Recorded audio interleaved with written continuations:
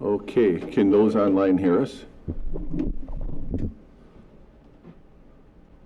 Yep, I can hear you. Awesome. Whenever you were ready, I think we do have a quorum now. Yep, we do. Okay, so it is Tuesday, August 12th, and I am going to call the Finance Committee meeting for the City of Stoughton to order. For roll call, we are missing Lisa and Ozzy, but we do have a quorum, and I can certify that we are in compliance with open meetings law.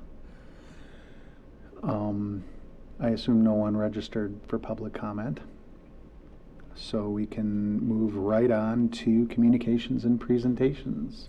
Director Trebetoski. All right, I have a list of things. I'll try to make it quick through some of these. So we sold the notes today. We received 3 bids, which is the minimum amount you want to see to consider it a good sale. The low bidder was FHN Financial Capital Markets in Memphis, Tennessee. They came in at a tick of 4.14%. Our pre-sale was at 4.47%. We were able to downsize the issue by $85,000, and that is after we took the $25,000 to fund the City Hall assessment thing that we're doing. And the main reason for the downsize is the savings in cost of issuance, and mainly to do with the underwriter's discount.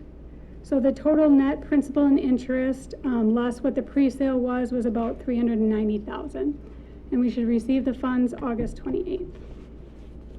Any questions on that? So through this debt issue, we were rated by Moody's again, and we stayed at a AA2. If there's any questions on that? All right, the next 2 reports, these were provided in the past, so updated it with this year's information. First, looking at the net new construction chart, noting that we hit another record year. These are preliminary, it'll be finalized August 15th.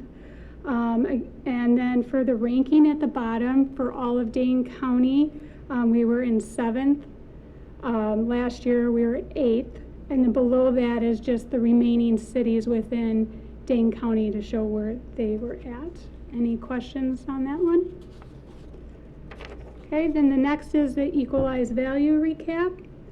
So we're at the 1 billion, well, 1.95 billion, we'll just call it. So that's an increase in about 170 million. And again, these are the equalized values that don't include the TIDs, and it has Dane in the state as well. Any questions on that? Yep. I did have a question on this one.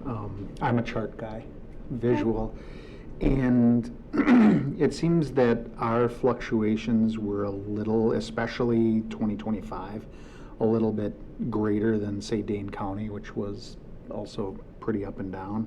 Is there any particular reason for that, or? Is just the amount of growth we have compared to the county as a whole. Okay. Okay. Any other questions? Okay. Then I do have a presentation to talk about levy limits and the expenditure restraint program. So I'm going to explain stuff that you may already know, but set the stage of making sure that we understand that, as well as look historically where we were at this past year, and then opportunities we may have missed out on but should look for in the future, and then some items to maybe consider as we go through this year's budget. So if you want to pull up the presentation. Okay. For the first slide. So as you're aware, there are levy limits. You can only increase it by the prior year's actual levy by the percentage that's equal to your net new construction. And there will be some changes in this with the TIDs that are created in 2025. So I'm not going to get into that, but just know there are some changes. And then this limit is subject to numerous adjustments, the main one being the general obligation debt adjustment. So that can increase your allowable levy. So that net new construction is calculated by all your new construction less any demolition or destructions of building. That percentage then is calculated by dividing the current year's net new construction by the prior year's equalized value. So for the 25 budget, I have the items listed below. You have a net new construction at about 63.3 million, and then you divide that by the 2023 equalized value with the TIDs at about 1.8 billion. And that's where you arrive at that percent of 3.543. So then we're going to show you the worksheet that we fill out to help understand this. So starting from the top, your line 1, you have your previous year's actual levy plus the current year's personal property aid. So looking at the chart, it's about 11.2 million. And then you will take and adjust that by what you did an adjustment for the prior year of your general obligation debt. So in this instance, it was about 3.1 million, arriving at about 8 million. So that is the amount that you times your net new construction percentage on. So that 8 million times the percentage, we arrived at about 8.3 million. And then you need to adjust for personal property aid, so that reduced it to about 8.1.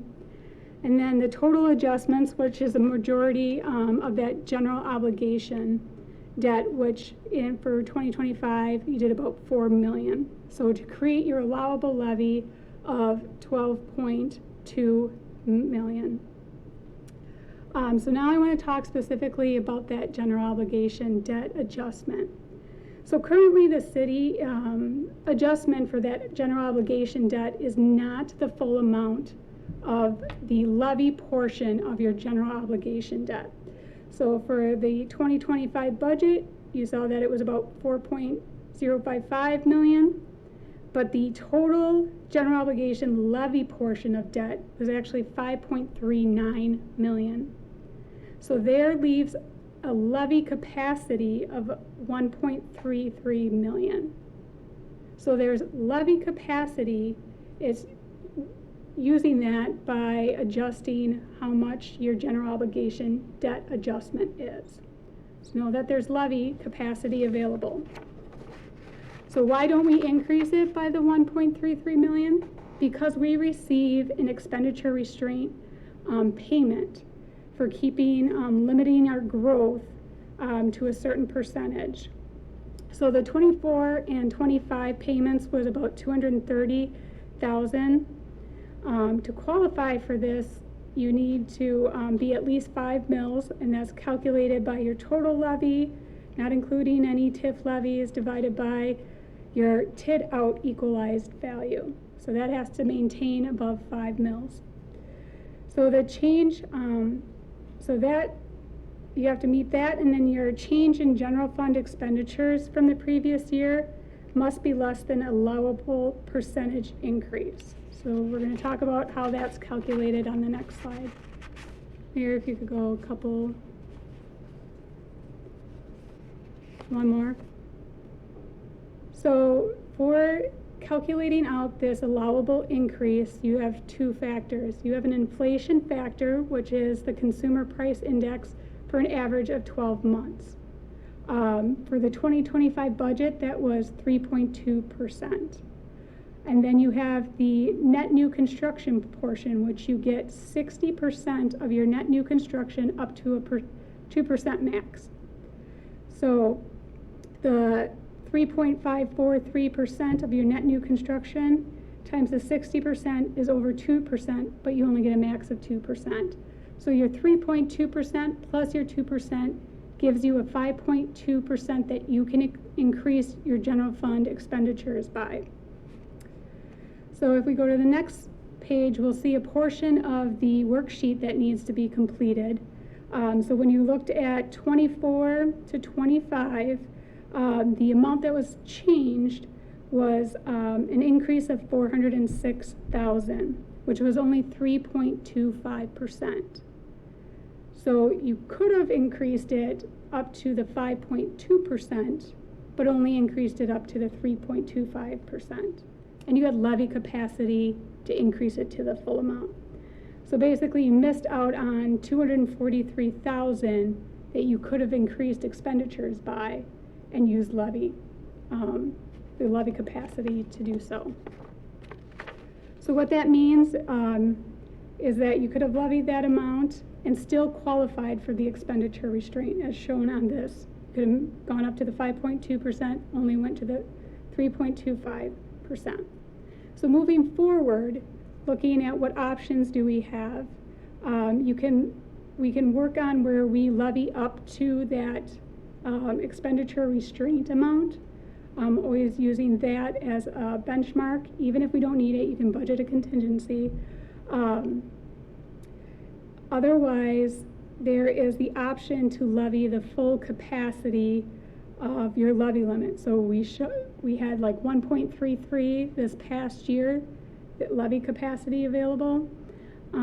If we levied up to the full amount capacity that we have, we would not receive that expenditure restraint payment. So know that. So we're going to look at the two options for this upcoming budget year. So if we were to levy to the max of the expenditure restraint, we have our preliminary net new construction at 3.58%. We just get a max of 2 at 60%. The CIP is currently, and I just looked up July, so it's still at 2.6%. So we have our 2% for net new construction and 2.6% for inflation, where we can increase expenditures by 4.6% based on the 2025 budget general fund expenditures. So the general fund expenditures for 2025 was about 12.9 million. So to estimate what that max expenditure increase can be is about 591,000. So the levy increase that we can do based off a net new construction is about 294,000, or that's above the net new construction, is about additional 204,000 because we have that levy capacity available. So even going up to the max of the expenditure restraint, we still have levy capacity of about 1.04 million. So the next page just shows a chart of this increasing to the max ERP would be about the 590,000. So I show on the chart below what allowable levy we have if we did the full adjustment of the general obligation debt would it be about 13.9. The 2026 levy at the max ERP plus the debt levy would be about 12.9, so leaving about the 1.04 million of capacity left. So now if we look at if we would levy the full capacity that we have, so not only do max of the expenditure restraint program, but do up to the full levy capacity of an additional 1.04 million, we would not receive the expenditure restraint payment in 2027. So you would have to forego that for a year if we consider option either the full amount or exceed the expenditure restraint at all. If that was a direction we would go, I would recommending moving the 2026 payment to the capital fund because otherwise what you're setting yourself up for is then the following year you don't get that payment. You have to make up that revenue somewhere. So this would set knowing like, okay, we're resetting this. We aren't going to count on that revenue. We're going to use the levy limit capacity to make that up. In the future then, if you levied the full capacity, you would only be able to increase the levy by your net new construction plus any TID closures. And then that's as long as the net new construction doesn't outpace the expenditure restraint. So you could go up, let's say your levy increase is only 300,000 and your expenditure restraint is 350,000.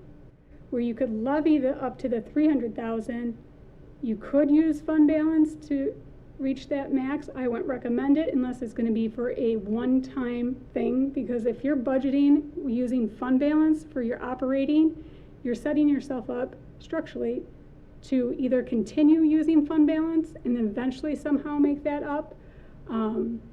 So it wouldn't be recommended unless the fund balance is used for a one-time expense. So you're not counting on that to make up for your operating expenses that are going to continue year over year. So next we'll talk about what the impacts to the average residential home looks like in these various options. So if we go to the next slide, we're going to take the average home at $350,000. Looking to compare apples to apples, we're going to look at an equalized value basis and not an assessed value basis.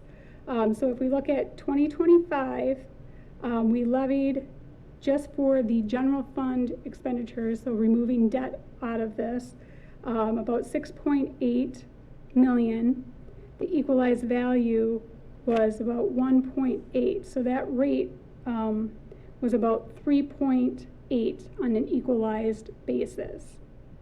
So looking at the bottom with the new preliminary equalized value of the 1.9 billion tit out, the top line is if we levied the exact same as 2025 with the increase in equalized value, we would see a decrease in taxes. So for a $350,000 home, about $116.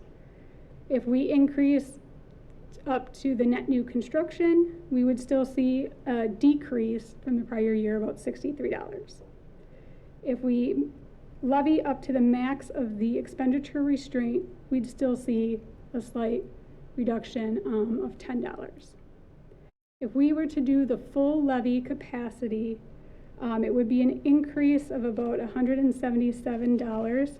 However, put the debt in here, that will decrease as well.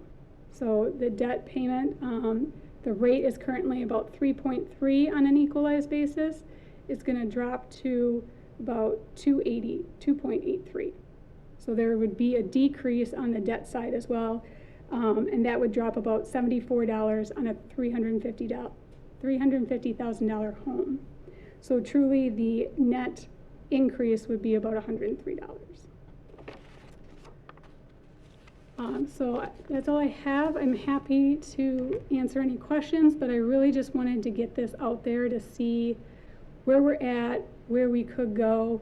Obviously, we're just starting our budget, and I'm not sure what the increases are looking like yet, but something just to understand.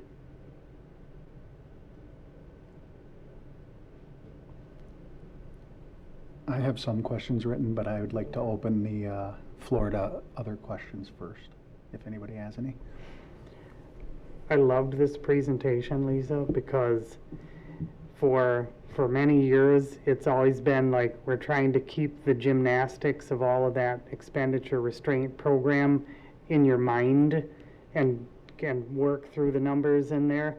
You know, they always made sense to Jamin and Dave because they lived and breathed numbers as you live and breathe numbers. But to see it spelled out kind of graphically and in an explanation and worksheets and that makes it really crystal clear how it works and what the impacts are when you're sliding levers from one to the next. Mm-hmm. So I really like this. Can you do one for mill rate too, so that everyone understands that?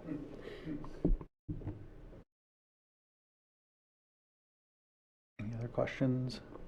Okay. So you kind of touched on it a little bit, but it was a little over my head. What would be the longer term implications of doing the full capacity versus just going up to the ERP?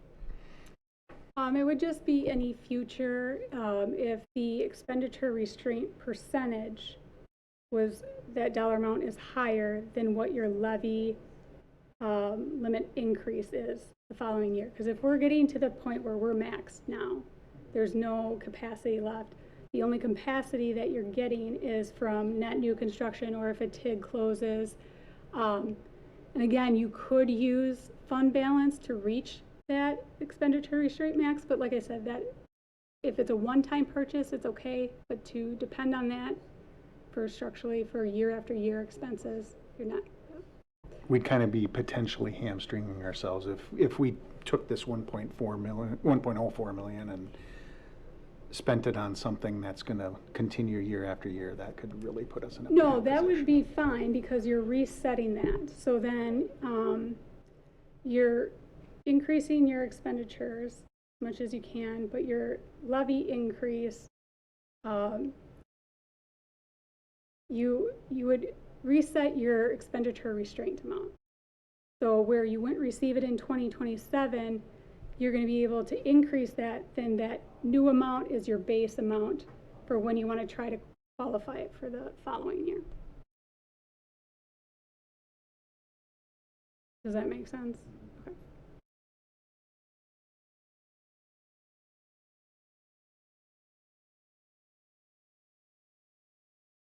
Would that do anything to our credit rating?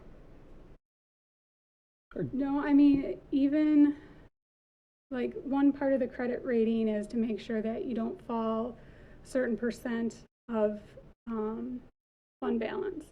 And if anything, you know, if you're not fully using the expenses, but you want to reach that max to help yourself in the future, you could always budget a contingency too, which things come up during the year anyways, but.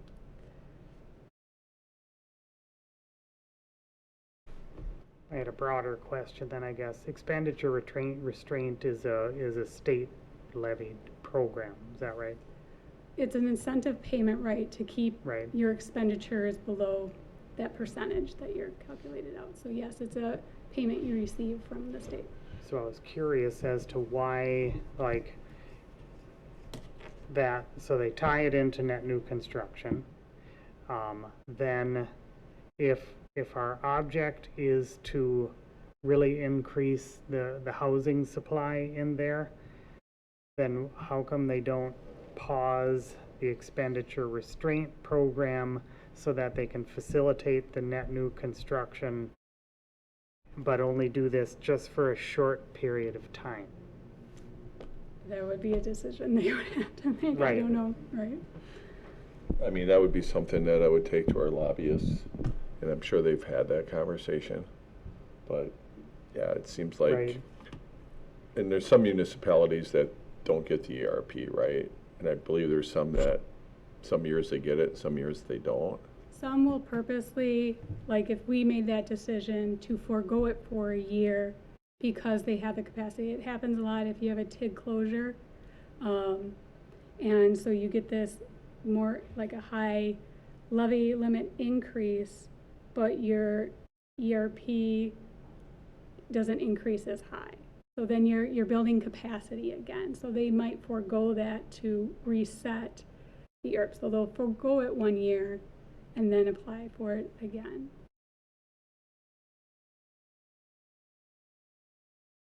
So I guess if we get some TIDs closing at some point, we can have some considerations for it. Yeah, and we do have one coming up Yep, 4, at the end of what, 26, but we could probably extend or it. 27. Well, 26 is the affordable housing, so 2027. Yeah, I think TIF 4 is the next one that closes, right? So we would probably look at that when we get to that point. And they were talking about changing the TIF extension law. I don't know if that ever happened or if there's. I haven't heard anything. Yeah. All right, well, thoughts for the future, and as I think for budgeting, it seems like we're gonna kind of go our safe route that we've been.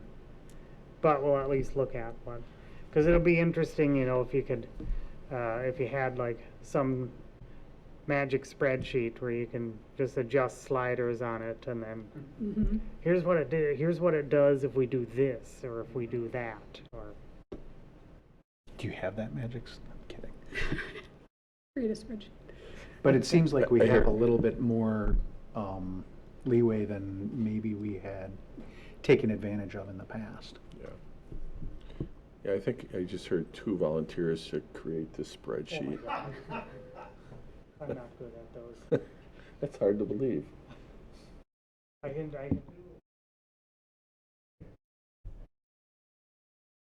Ditto. I can do the formulas, but Right, and, yeah, I can do pivot tables. All right, any other questions? Thank you for that. I agree. I second Brett's thank you. Still don't know if I quite grasp it completely, but it's a little less unclear. yeah, it's a lot of information, numbers at once, but I think this kind of summarizes the point of these are our level of options, and even if we don't go full max, we could see where that is. And I think it's going to depend on what we see budgets come in at.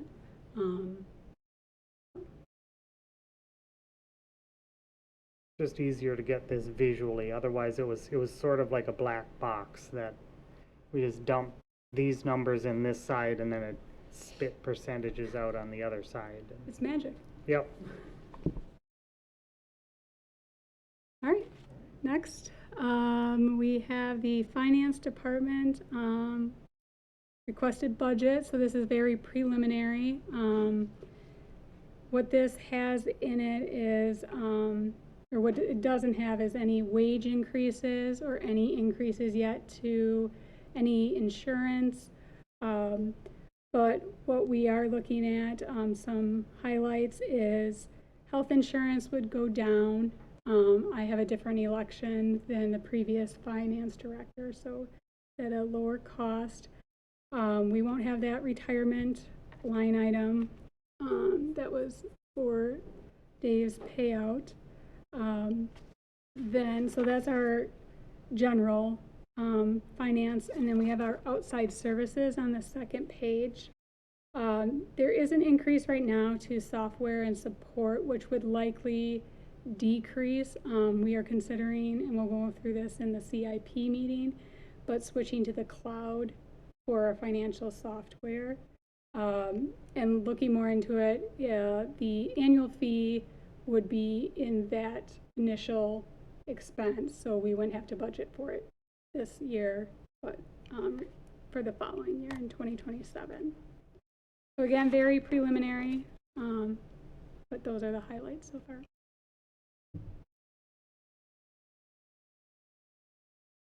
The next item is we did sell the depot building. We got over 167,000 for it. First of all, just letting you know. Second is if you would like to see an agenda item to discuss any options for that, there are expenses that have incurred with that, attorney fees. The mayor may have had some ideas of what to use the money for. Otherwise, it would just be additional revenue that we received and offset any fund balance use that we might be using. Otherwise, you can always restrict it for specific use. So there's options. Wanted to first let you know about it and see if we wanted an item on a future agenda. Yeah, and at one point we did have a request from the Historical Society. So I would imagine they'll want us to at least make that part of the conversation. I haven't had any recent conversations with them, but they were able to at least secure a location for all their items that they kept. Some of them they either sold or people that donated them took them back, but they had everything moved out of there very nicely, so it was an easy close from that point of view. So we're pleased with how they were able to move things. Those are big items, them wagons. I was watching them one day with the flatbed, and there was one guy that loaded it, and that guy was a beast. So we appreciate that. And then, the chamber's all settled in at City Hall. And there will be some cost savings for the utility bill for that building on an annual basis, as well as some of the other buildings where we're putting solar on. I don't know if we'll be able to make those calculations yet, but that's something we can talk to Director Aber about. But I would imagine at some point we're gonna be approached. They have 2 years of storage for the historical society's items, so, you know, if they're gonna put up a structure or acquire some land or something, they might be looking for some financial assistance. We do have a resolution that we drafted, but we didn't have a number plugged in there. It came to the committee, but we didn't take any action. So we can go back and find that, so we don't have to redraft it when the time comes. That was probably before you started, Lisa, just for your information. I'd say we should certainly have at least a discussion about it. I mean, maybe just to say like, yeah, here was the closing on it, here's what the net proceeds are on it, and then here are options. Maybe not actionable things, but at least let's have a discussion about it, because we talked a lot about the depot building and getting to that point of selling it, and we listened a lot about that. So let's just wrap the conversation up with the closure of the sale. But no rush to get it in there. It's just going to sit until we. I think so. I mean, maybe in October-ish or something like that. Would we want to have that done before the budget is completed?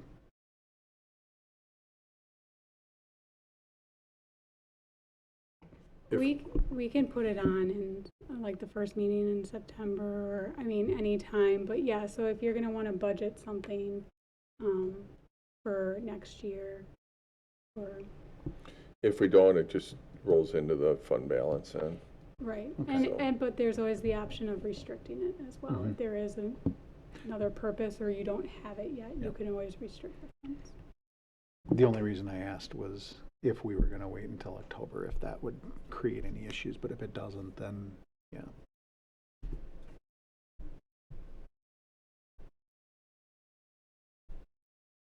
All right, I think the next, any last questions I should ask?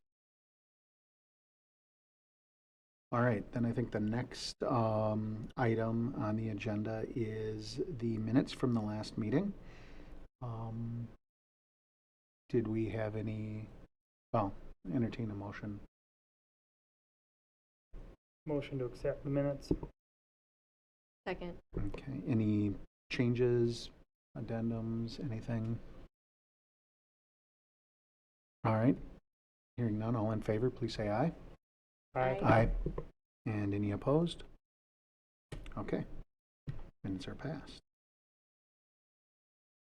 And the next item is a resolution to approve a lease agreement with Stoughton Utilities. Do we have? Or is that going to be, Lisa, is that going to be you or? I can do this one. Yeah. Of course.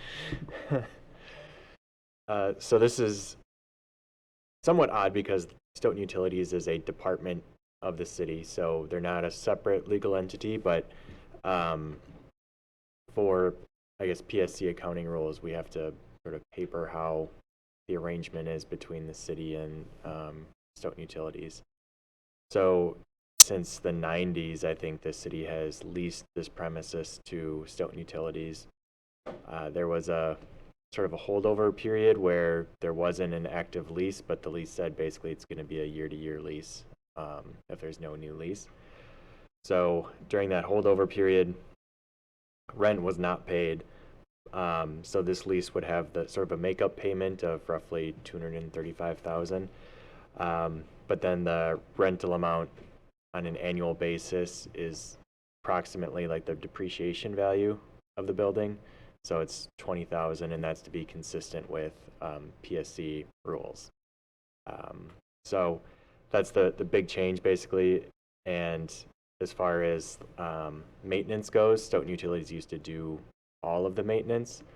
Now basically larger capital items will be city expenses. Some things will be able to apportion to Stoughton Utilities, like general, I guess, things that are applicable to all the building, but a few things are called out, like the roof and the parking lot would not be sort of apportioned back to Stoughton Utilities on a square footage basis. So there's ongoing discussions with selling the building. So again, the city is sort of on both sides of this agreement, so you could just agree to terminate it at any time, but there is a 150-day notice provision. So it's a year-to-year lease. We have to provide notice 150 days before the end of the lease to terminate it. But there's not like an imminent sale or anything like that. But this basically gets them caught up on the rental payments, and then we have a lease that's sort of papered over for what we need to comply with PSC rules. And Boardman Clark, they represent the utilities. We work together on this lease, and this is what we came up with.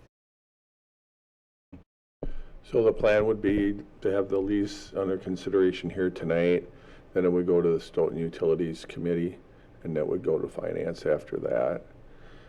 Just so you know, that in the utilities budget, they did budget some money to engage with a firm to do kind of a building design for a new building. We actually did interviews today. We interviewed 3 firms.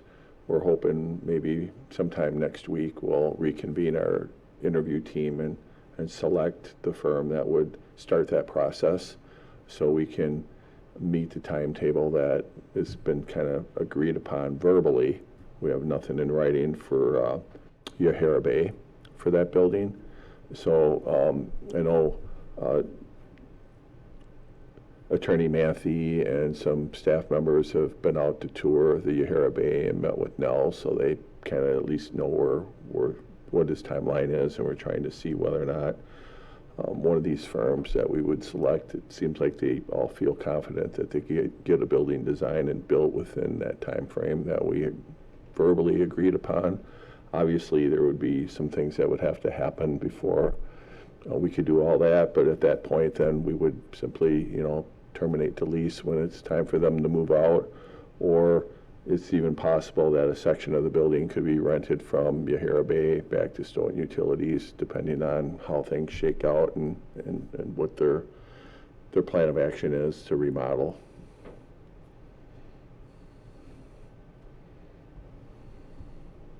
Questions on this? Oh, sorry. Yeah, and the only thing, so this has gone back and forth when Director Weiss was here, and the only thing that we've added since she left is really just the availability to have access to the building. I think you put some language in there. Yes, with 24 hours notice, city staff can enter the premises. Again, it's somewhat odd because they're all city staff, but Yeah. Yeah, so the way it's been set up is really there's only 3 people from HR that are dedicated city employees and not utility employees that have access to the building. I have access to it now as the interim director. But if for some reason we had to go in there, we really, like any landlord, kind of have to have permission to go in there anyway, I think. So we wanted to put that stipulation in there, but probably would never come into play anyway. But if we had to, bring in a contractor or something like that, or if Nels wanted to meet us down there and walk through the building again, we could simply let them in with notice and not have to, have the utilities make those arrangements.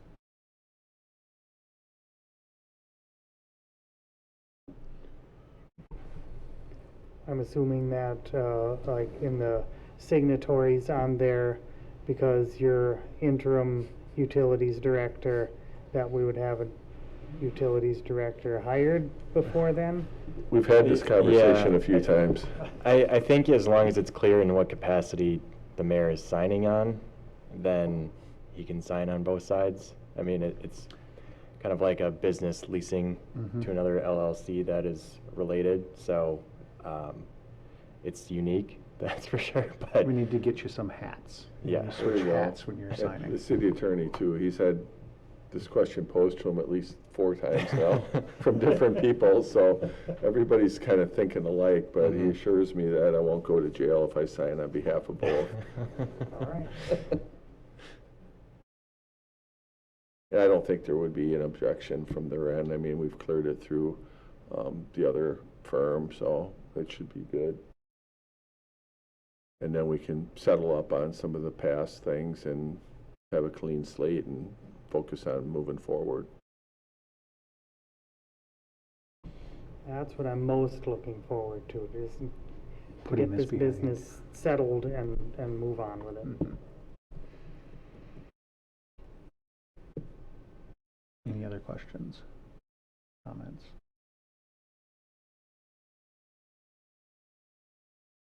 Any motions?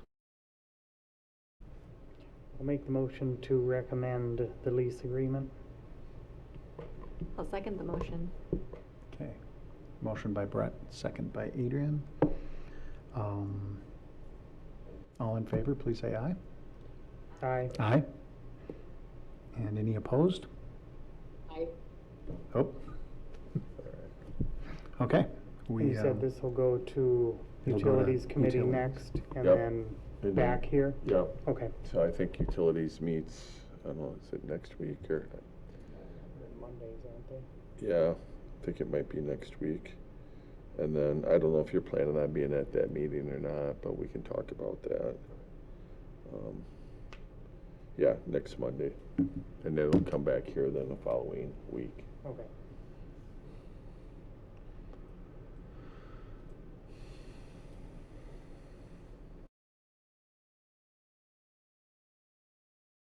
Okay. I believe the next item, at least as I scroll through here, is resolution to release the irrevocable letter of credit for GIP Glacier Moraine, yeah, I did say that right, LLC. This is is this the property that's out in the Grosso property? Yep, okay, Yep, that's what I this thought. is for some of the existing properties that they've Mhm. developed. Mhm. So we have a real estate purchase and sale agreement with them, which was amended last year. They had to guarantee a certain amount of increment and get a letter of credit to guarantee that. So it somewhat structured in an odd way in that we consider future increment as well. But looking at the amount of increment they've generated and projected future increment, I believe they've satisfied those conditions. Lisa? Yes, and this isn't with all the buildings built yet, but Mhm. they exceed that 550,000. Yeah, so they anticipate the buildings will be finished this year. So the amendment was to get them done. They were originally supposed to be done at the end of last year. The amendment was to get them done at the end of this year, which they anticipate will be the case. But that's sort of a separate requirement. The letter of credit is only for the increment. So they've satisfied the conditions, and they are basically saying that they need to release this letter of credit so they can get the next letter of credit for their next phase, which we're anticipating will be coming back in 2 weeks.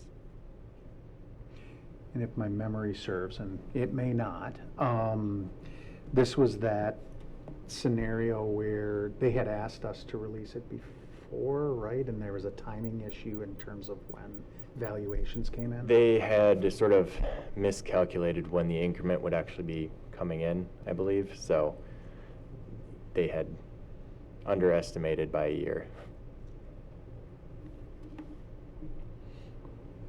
Makes sense. Any questions on this?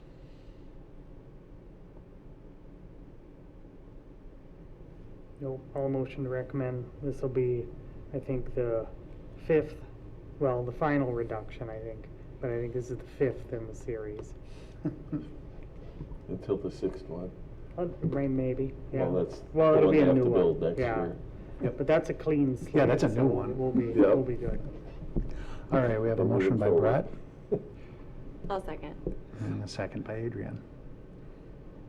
Any final questions? Hearing none, all in favor, please say aye. Aye. Aye. I, And any opposed? All right, we will recommend this to council.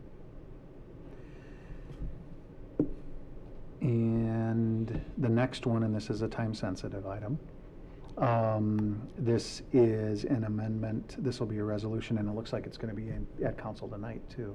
Yeah. To amend the 2025 adopted budget for Stoughton Housing Authority by $9,000. And it looks like there were some unanticipated expenses. Mhm. So there is the option to go into closed session if the committee would like, but the gist of it is the housing authority needs to, well, has a potential settlement of a claim that was filed against them. So they don't have a budgeted amount for, I guess, expenses. So the budget amendment would allow them to pay this claim that was brought against them. And would the purpose of the going into closed session would be to discuss the claim itself? Yes. Correct. That's what I figured.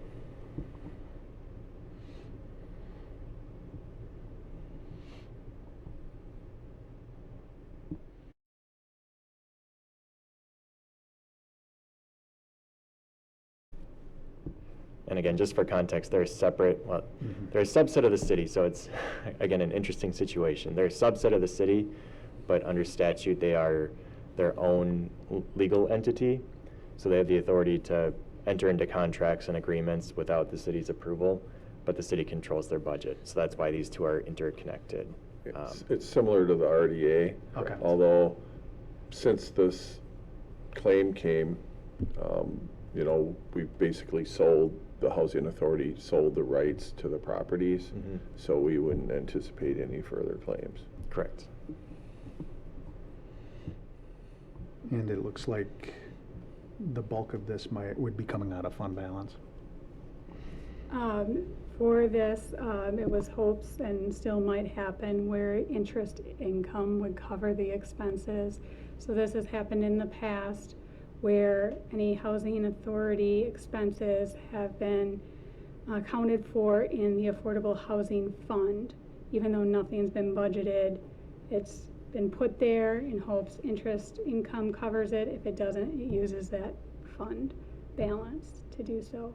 So this is not only about the claim, but the legal services that have occurred and expensed there as well.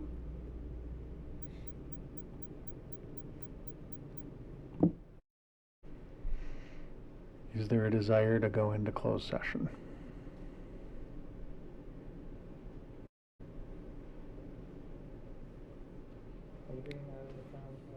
I know the details, so up to you.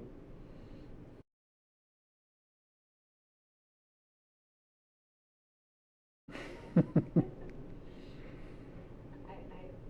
particularly, but if. This will be at council Yeah, later it'll be at too, so council. you That have the might same end up being opportunity in there as well. Yeah, If they have I- the time for it. yeah, I agree. Are there any other questions before we entertain a motion? All right, I'll entertain a motion. I'll recommend to council. I'll second. Okay. So we have a motion by Brett and a second by Adrian. Any final questions? Hearing none, all in favor, please say aye. Aye. Aye. Aye. And any opposed? Hearing none, we will recommend that to council. And then I believe that takes care of our listed items. We have our future agenda items. So next meeting, investment review by Ehlers. And then when we get into October, we'll start with the budget presentations.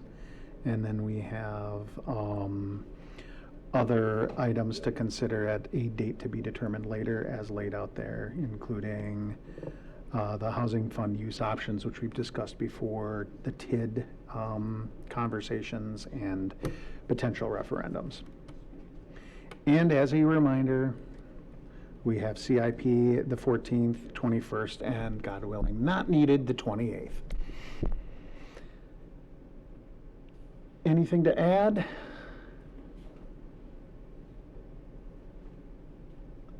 Hearing none, I'd entertain a motion to adjourn. Motion to adjourn. Second? All right, we have a pattern today. Motion by Brett, second by Adrian. All in favor, please say aye. Aye. Aye. And any opposed? All right, we're adjourned. Thank you. Have a good night, Tanya. Thanks, Tanya.